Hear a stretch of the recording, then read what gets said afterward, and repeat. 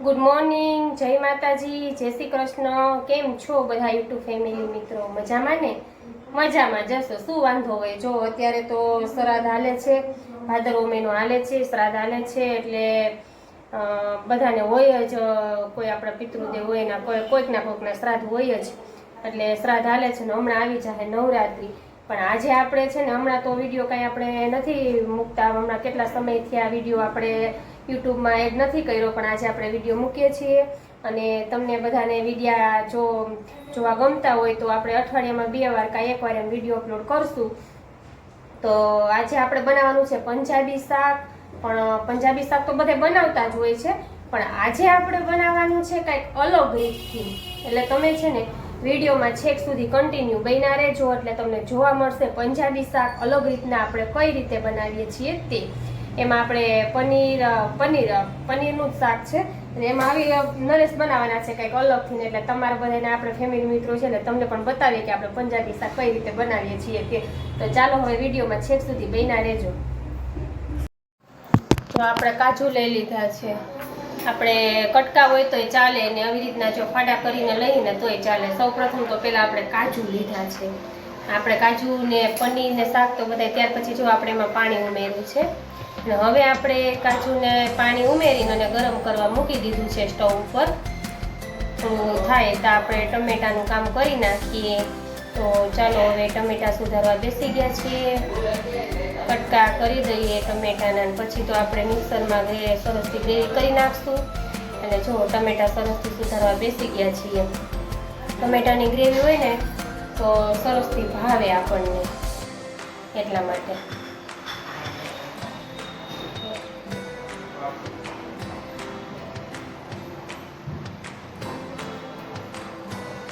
જો હવે ટમેટાને આપણે કુકરમાં એડ કરી દીધા।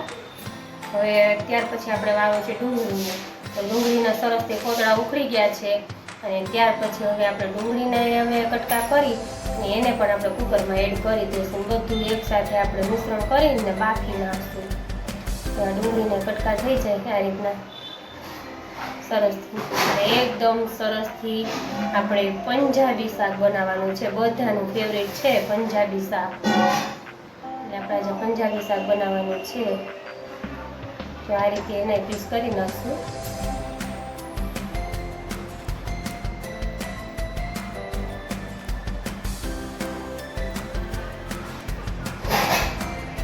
તો આ બધા ડુંગળીના થઈ જાય પીસ,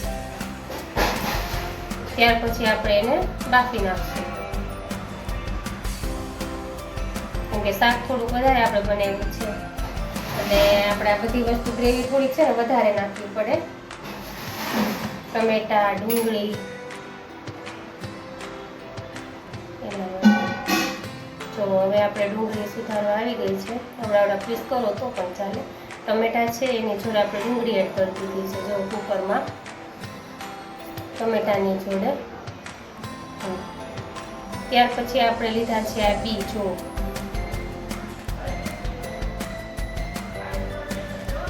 બી એને ઉમેર્યા છે, મગજતરીના બી।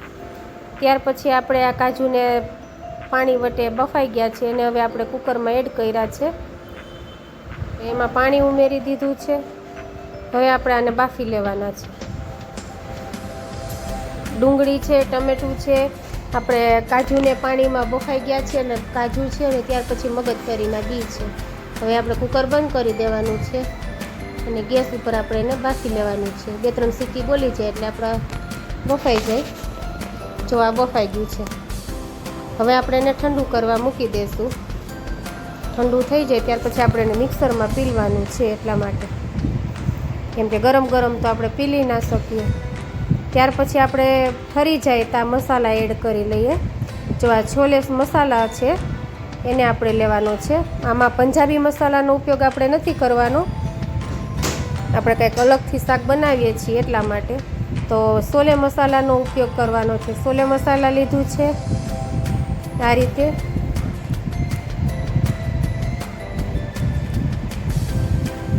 ત્યાર પછી પાઉંભાજી મસાલા લીધો છે આપણે,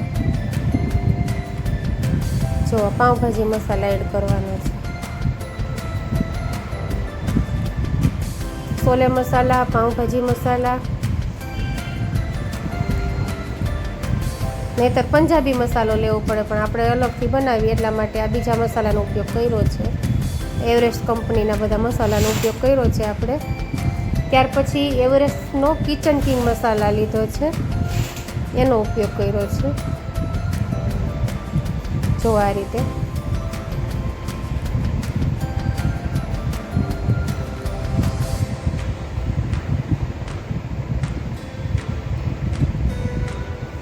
અને ત્યાર પછી આપણે લાલ મરચું પાવડર એડ કર્યું છે. એ પછી તમે સ્વાદ અનુસાર તમારે નાખી શકો.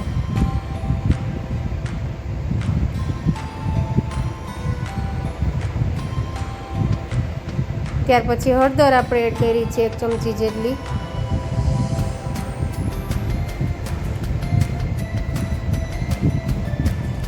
અને ત્યાર પછી આપણે જીરા પાવડરનો ઉપયોગ કર્યો છે, જે ધાણા જીરું પણ આપણે આપણી ભાષામાં કહીએ છીએ.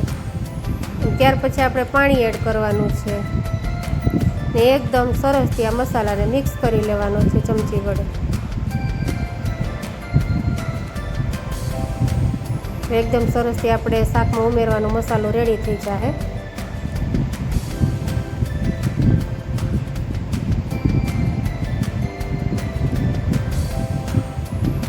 જો આ બધી વસ્તુ ઉમેરાઈ ગઈ છે અને સરસથી રેડી થઈ ગયો છે. થોડુંક પાણી ઉમેરીએ એટલે એકદમ સરસથી ગ્રેવીવાળું બની જાય.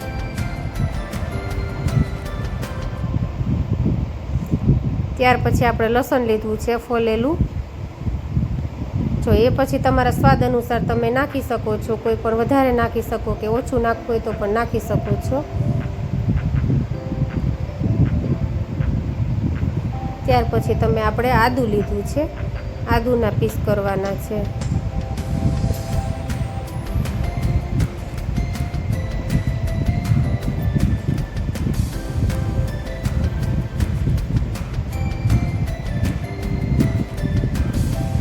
અને આ બંનેને આપણે ખાંડી લેવાનું છે. જો આ રીતે સરસથી એકદમ ખંડાઈ જાય. ત્યાર પછી આપણે એક ડુંગળી રાખવાની છે, એને ખમણી લેવાની છે કાચી. અને ત્યાર પછી 1 મરચાંના ટુકડા કરી લેવાના છે, લીલા મરચાંના. અને ત્યાર પછી આપણે પનીર લેવાનું છે, જે આપણે અમૂલનું ફ્રેશ પનીર લીધું છે. તે પછી તમારે જો વધારે શાક બનાવવું હોય તો તમે વધારે પનીરનો ઉપયોગ કરી શકો છો, અને ઓછું બનાવવું હોય તો ઓછો પનીરનો ઉપયોગ કરી શકો છો. અત્યારે અમે થોડુંક વધારે શાક બનાવ્યું છે. તો આ રીતે પછી આપણે એના પીસ કરી લેવાના છે બધા પનીરના. એ પછી તમને જો કોઈ મોટા પીસ ખાવતા હોય તો મોટા કરી શકો, અને તમારા નાના બનાવવા હોય તો નાના પણ કરી શકો.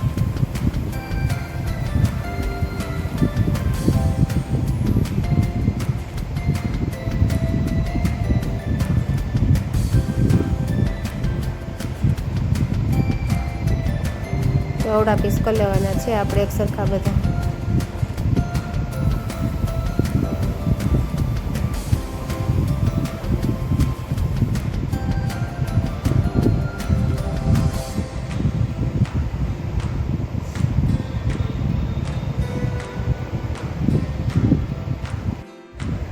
જો આ બધા આપણે પનીરના ટુકડા થઈ જાય એક સરખા.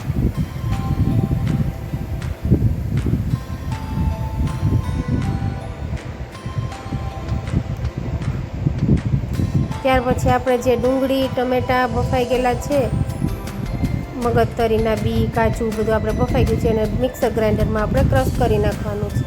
આ રીતે એનું મિશ્રણ થઈ જાય. અલગ વાસણમાં આપણે એડ કરી દેવાનું છે અને પછી આ બધું આપણે દળી લઈએ. ચાલો. ત્યાર પછી આપણે સૌપ્રથમ તેલ મૂક્યું છે. એ પણ તમારે શાક હોય એ પ્રમાણે તેલ મૂકવાનું હોય છે. ત્યાર પછી આપણે લેવાના છે બાદિયા, એલચી,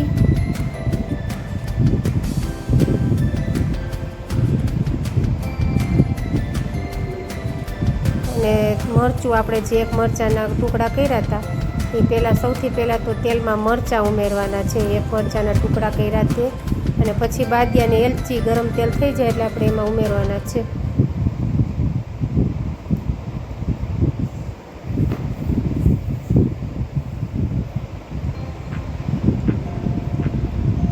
ત્યાર પછી આપણે એક ડુંગળીને ખમણી હતી તે ડુંગળીનો ઉપયોગ કરવાનો છે.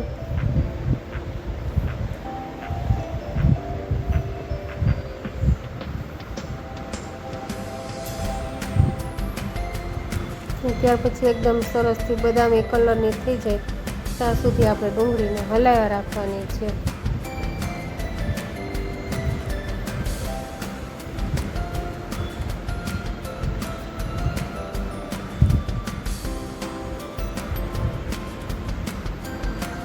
અને ત્યાર પછી આપણે આ લસણ ને આદુને જે ખાંડ્યું હતું ને એને ઉમેરવાનું છે આપણે આમાં તેલમાં.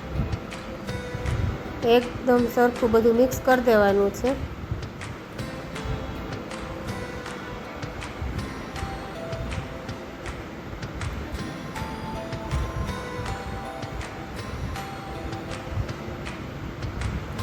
જો આ રીતે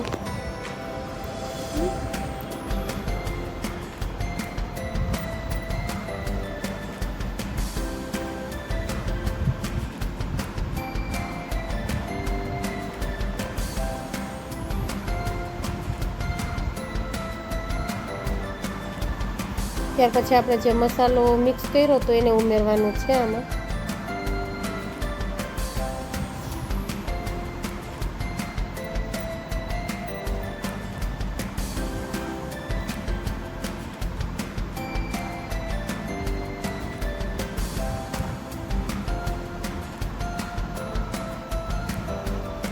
જો આ રીતે. ત્યાર પછી આપણે નિમક સ્વાદ અનુસાર નાખવાનું છે.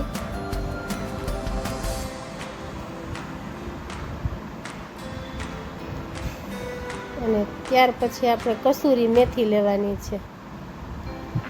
તો એ કસૂરી મેથી જો આપણે ઘરમાં સૂકેલી મેથી હોય તોય હાલે, અને બહારે મળે. આપણા ઘરમાં સૂકેલી મેથી ન હોય તો બહાર આપણે મળે જ છે. એટલે તો એ રીતના લઈ અને સરસથી ગ્રેવી ચડતી હોય એમાં આપણે એ મેથીને સરસથી ઉમેરી દેવાની છે આ રીતે.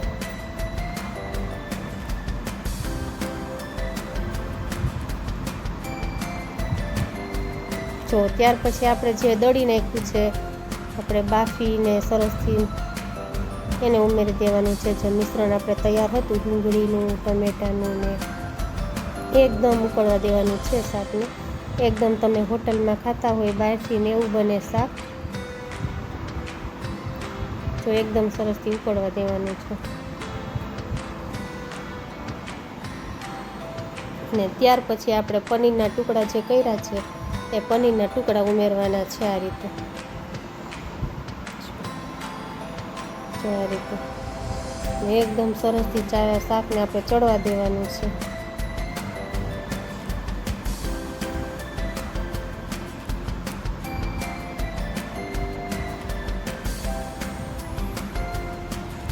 એકદમ ચડી જશે એટલે તમારો સ્વાદ હોટલમાં ખાતા હોય ને એવો થઈ જાય.